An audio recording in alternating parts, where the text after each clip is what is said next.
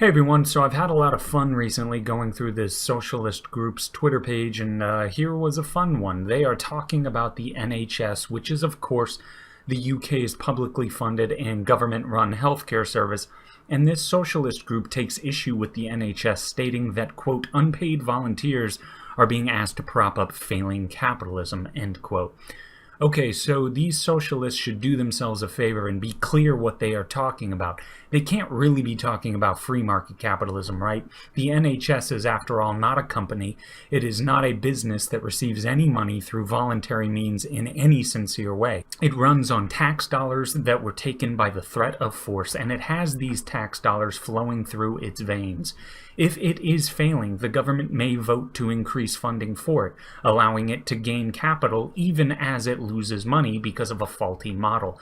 This is the antithesis of free market capitalism, as free markets would have forced sell-offs and shutdowns in order for more efficient firms to take its place. This does not happen in the NHS, though. It's propped up by the government. So these socialists need to define their terms better. What they are talking about is not free market capitalism. They are taking issue with a system of state capitalism, which ironically is what socialism will always end up as, despite what socialists say. And despite the fact that, quote, free market capitalism and, quote, state capitalism share the word capitalism, it does not mean that they are the same system at all. In fact, they are fundamentally different from one another. Free markets advocate the private ownership of the means of production, whereas state capitalism advocates for the government owning the means of production, and it is the government that owns the capital and runs the show. So as this Twitter page correctly points out, real socialism does not advocate for that. Real socialism wants a stateless, moneyless society. However, that will never happen. Before the stateless condition sets in, socialism and communism advocate for some form of a dictatorship of the proletariat. And do they really think that the person that will rise to any prominent position within the revolution will give up the power that is handed to them?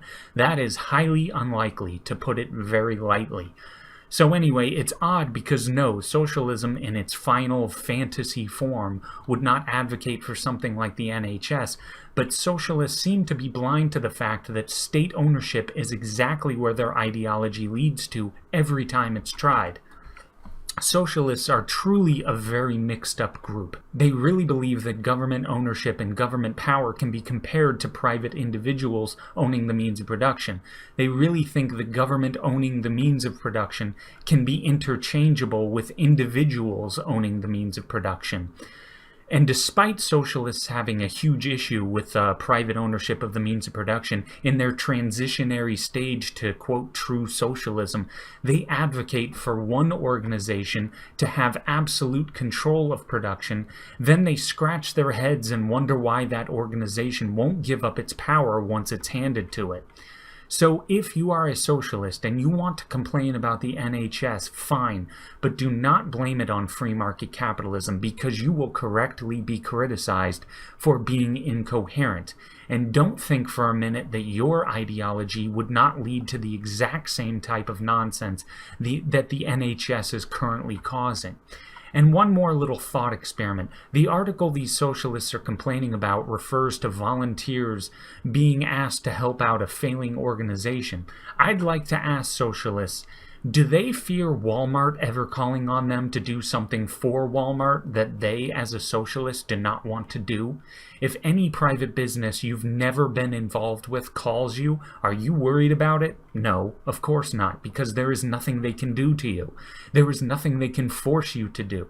Can socialists say the same thing about their own ideology? Can they be honest and sincere and claim that no one will be forced into something they might not want to be a part of under socialism? Of course they would not be able to. It's encoded in the DNA of socialism itself to be forceful and to deal harshly with those who oppose them. Anyway, thanks, and that's all.